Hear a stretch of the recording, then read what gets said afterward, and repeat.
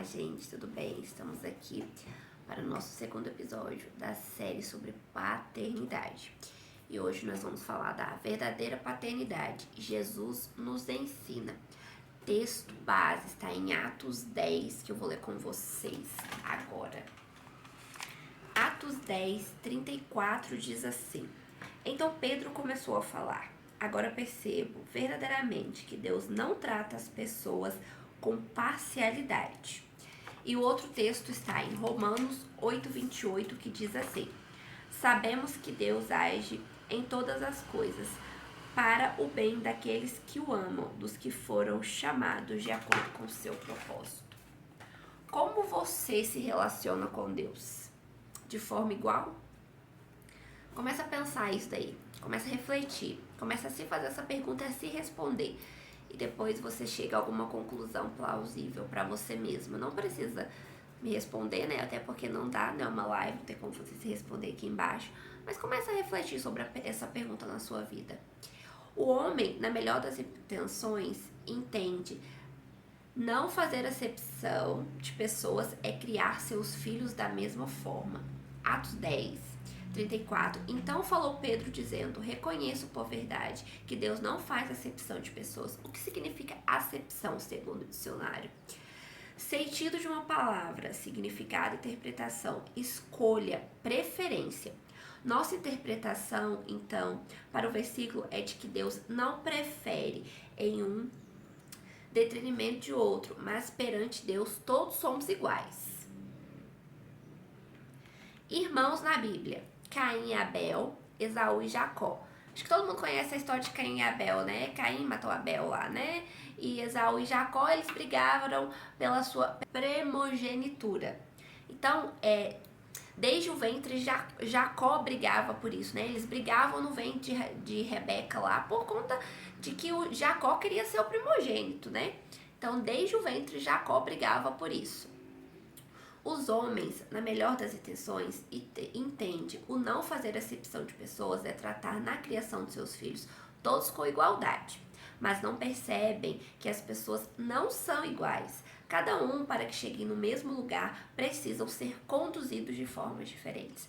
Nós temos que entender que nós somos seres individuais, cada um com a sua individualidade, cada um de um jeito, cada um com uma percepção diferente. Então, cada um precisa ser tratado de acordo, né? Cada um tem uma linguagem de aprendizado, então nós precisamos ser tratados de acordo com a nossa linguagem de aprendizado. Mas, será que Caim seria igual a Abel? Com certeza não. Cada um deles tinha uma interpretação sobre o que é e como ofertar a Deus, tanto que foi aceito um e outro não. Da mesma forma que Caim e Abel ouviram histórias sobre Deus e o jardim do Éden, onde Adão e Eva viveram, mas tiveram entendimento diverso sobre sua interpretação, Esaú e Jacó também tinham um entendimento diferente com relação à primogenitura.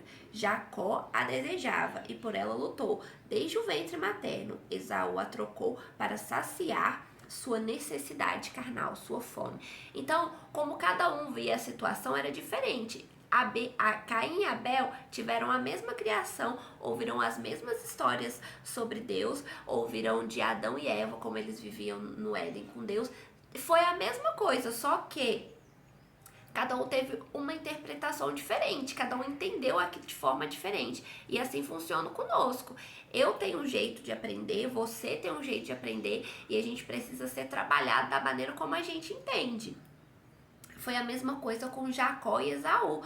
Jacó tinha uma visão de primogenitura diferente da de Esaú. Esaú, ele não se importava com isso, né? Para ele não fazia diferença, tanto é que ele trocou a primogenitura dele com Jacó. Trocou por um prato de lentilha que Jacó preparou para ele, porque naquele momento ele estava com fome. Então, a primogenitura dele valeu um prato de comida. Eles eram iguais? Tanto Adão e Eva quanto Jacó e Rebeca certamente criaram seus filhos embaixo dos mesmos preceitos, mas não atentaram provavelmente à diferença de entendimento que tinham sobre as coisas de Deus. Então, gente, cada um tem uma maneira de ensinar. Volto a frisar, cada um tem uma maneira de aprender, cada um tem uma maneira de ensinar. Eu tenho 2 filhos, cada um entende de um jeito.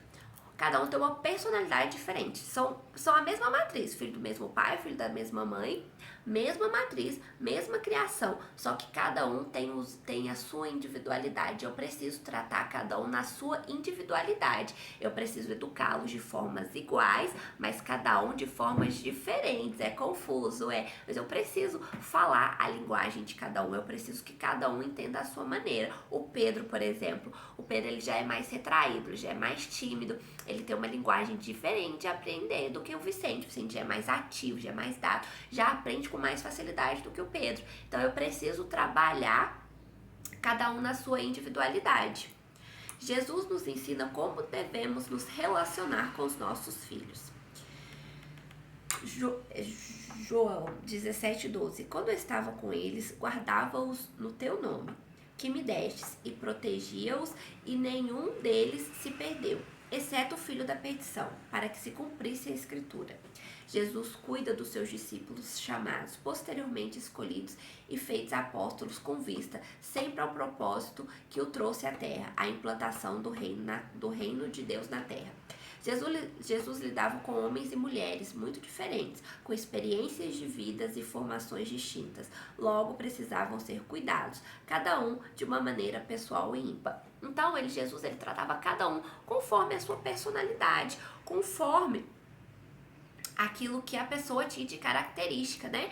Aqui a gente vai observar em João 18, 10, 12, Pedro. Então Simão Pedro puxou a espada e feriu o servo do sacerdote, cortando-lhe a orelha direita, e o nome do servo era Malco. Mas Jesus disse a Pedro: mete a espada na bainha, não beberei porventura o cálice que meu pai me deu? João 13:25. Então aquele discípulo, reclinando-se sobre o peito de Jesus, perguntou-lhe: Senhor, quem é? João 20:27. E logo disse a Tomé: põe o dedo aqui e vê as minhas mãos. Chega também a mão e põe do meu lado. Não sejas incrédulo, mas crente. Jesus cuida de cada um de seus discípulos conforme suas características pessoais. Pedro, o impulsivo, com firmeza. João, o carinhoso, com ternura. E o duvidoso, Tomé, com comprovação. Então Pedro, ele era muito impulsivo, né? A característica de Pedro era muito impulsiva. Tanto é que quando os guardas reais vieram para pegar Jesus, a primeira atitude que ele teve foi arrancar a espada e cortar a orelha do soldado. E não era assim, né? Jesus estava aqui para cumprir a vontade do Pai. Então Deus precisava lidar com Pedro conforme o jeito dele. Pedro era impulsivo. E como é que Jesus ia chegar em Pedro com a mesma ternura que ele se achegava em João? João era amoroso, João era terno, João era carinhoso. Então Jesus tratava João conforme a característica dele. Tomé era incrédulo, Tomé não acreditava. Então Jesus precisava trabalhar com Tomé em cima daquilo, com comprovações para Tomé acreditar, né? Então é assim conosco, cada um tem a sua característica. Eu sou de um jeito, você é de um jeito. Então Jesus, ele precisa lidar conosco de acordo com a nossa característica. Tem gente que ele vai agir mais firmemente, porque a pessoa é mais difícil, e tem gente que ele vai agir com mais amor, porque é daquele jeito que a pessoa entende. E isso não significa que Jesus ame mais a mim ou ame mais a você pelo modo como ele nos trata, mas significa que ele nos ensina de acordo com aquilo que nós vamos aprender. Não adianta nada ele ensinar um impulsivo com muito amor e a pessoa ela realmente não vai entender. Então Jesus precisa ter pulso firme com aquele tipo de pessoa, ou ensinar uma pessoa muito amorosa, muito carente, do jeito que ele ensinava uma pessoa impulsiva, né? Não vai adiantar, a pessoa vai se sentir triste, vai se sentir ofendida e não vai resolver. Então, Jesus, ele precisa trabalhar a nossa individualidade, ele precisa trabalhar conosco de acordo com a nossa individualidade. E ele nos ensina isso aqui, né? Ele trabalhou com seus discípulos de acordo com o que cada um era. Jesus nos ensina mais uma vez como agir, deixando com seu exemplo a lição. Com isso, podemos tirar duas conclusões distintas, embora semelhantes. Em primeiro lugar, para nós pais naturais, olhar para os nossos filhos e compreender com olhos no objetivo final, que é ensiná-los no caminho, termos o discernimento de que com cada um deles precisaremos ter uma linguagem diferente. Em segundo lugar, que é uma que é uma forma que o pai trata a nós, seus filhos, cada um segundo o seu caráter, o que deve ser aprendido individualmente. Então, nós precisamos nos tratar conforme a nossa individualidade. Tem um livro que ele não é cristão, mas é que ele ajuda muito nessa questão, chama As 5 Linguagens do Amor. Então, cada um tem uma linguagem de amor, cada um tem uma forma de demonstrar amor, né? Então, assim, tem gente que é toque físico. A linguagem dela é toque físico, ela vai demonstrar amor no toque físico, mas o outro ele não tem essa linguagem de amor. Então é por isso que é necessário a gente se conhecer, né? E também o temperamento, cada um tem seu temperamento. Então Deus trabalha conosco de acordo com o nosso temperamento. Tem o sanguíneo, melancólico, colérico, tem outro que eu esqueci, mas eu vou buscar aí. E tem o testezinho, depois eu deixo aqui pra vocês. Então Deus ele trabalha conosco de acordo com o nosso temperamento, para que a gente possa aprender. Não adianta Deus querer trabalhar o melancólico da mesma forma que ele trabalha o sanguíneo. Não vai funcionar para o melancólico, porque ele é mais melancólico, é mais assim, então não vai funcionar. Então Deus ele precisa trabalhar a nossa individualidade, trabalhar conforme a gente entende, mas isso não significa que ele não nos ama. Ele nos ama igualmente, só que ele trabalha com cada um de forma diferente. Hebreus 12:7 é para a disciplina que perseverais. Deus vos trata como filho, pois que filho há que o pai não corrija. 1 Coríntios 21:13. Então disse Davi a Gade: estou em grande angústia. 1 Crônicas. Então disse Davi a Gade: estou em grande angústia, caia eu, pois, nas mãos do Senhor, porque são muitíssimas as suas misericórdias, mas nas mãos dos homens não caia eu. Então nós precisamos entender que Deus ele vai nos disciplinar em todos os momentos da nossa vida. Todos os momentos da nossa caminhada, Deus vai nos disciplinar, porque é isso que um pai faz, disciplina com amor para que sejamos aquilo que ele quer que nos sejamos, para que voltamos para o propósito dele na nossa vida. Só que ele vai tratar de acordo, cada um com a sua individualidade, com o seu temperamento, com a linguagem que a pessoa vai entender, vai aprender.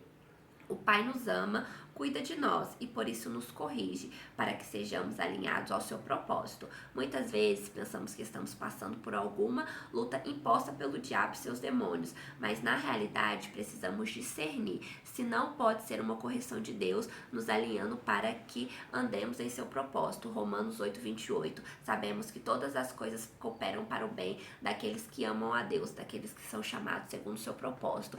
Então, se a gente está passando por um alinhamento, por uma disciplina, é porque muitas vezes não é o inimigo, não é o diabo nos tentando, é só Deus alinhando o nosso coração de acordo com o dele, para que a gente possa voltar para o nosso propósito, porque somos falhos. Muitas vezes a gente acaba nos desviando daquilo que Deus tem para nós. E Deus, ele como um bom pai que discipula, o que ele faz?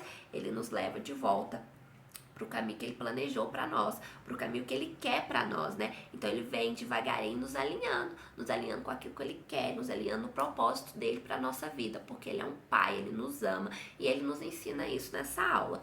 Eu espero que você tenha aprendido, que essa palavra tenha entrado no seu coração e que ela germine, gente. É importante germinar isso dentro da gente, sabe? Não é só ouvir, é germinar, é fazer brotar aquilo, é fazer florescer aquilo que a gente aprende, e depois poder transbordar do amor de Deus para outras pessoas. O reino de Deus precisa avançar e o reino de Deus só avança através de nós, através de quando a gente fala do evangelho, de quando a gente fala do amor de Deus. É só através da nossa boca que ele pode avançar. Não adianta a gente pegar um aprendizado tão precioso como esse, guardar só pra gente. Não adianta de nada, a gente precisa transbordar daquilo que Deus nos enche, né?